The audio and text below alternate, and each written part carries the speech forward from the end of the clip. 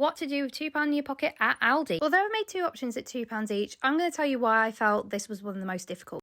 Yes, Aldi is the cheapest supermarket in the UK, and although they do great dupes of brand names, I still found it quite difficult to navigate. Now listen, people will be going, why don't you just get a jar of sauce and some pasta? Why didn't you do this? Why didn't you do that? Listen, I'm going to save that for the more expensive ones. However, one of the issues, and this is part of the model of Aldi, is that nothing other than like potatoes and maybe a pepper is by weight. So if you want to buy one onion, a bit of this and that, you can't. Like, you just have to buy a bag of it. And if you literally have £2 in your pocket, then it's not going to get you very far. I did also do 5 meals for £10 at Aldi, which if you want to catch up on, it's somewhere on my feed. But we're going to start with the KFC dupe gravy bowls. I thought I'd just go for an easy one this time. Started by dicing the biggest potato I could find, put in the pan, boiled for about 15 minutes, added garlic clove for extra flavour. Then it was a matter of cooking this sachet. Now, I was looking for the peppercorn sauce, which is actually more like KFC gravy, but it had to do. So I added about 200 mils of water. I also cooked the chicken in the air fryer and mashed the potato with a little bit of milk and salt and pepper. Obviously butter's brilliant. I cooked the chicken and the corn as per the packet instructions, and everyone who tried it said it was a nice warm comforting meal,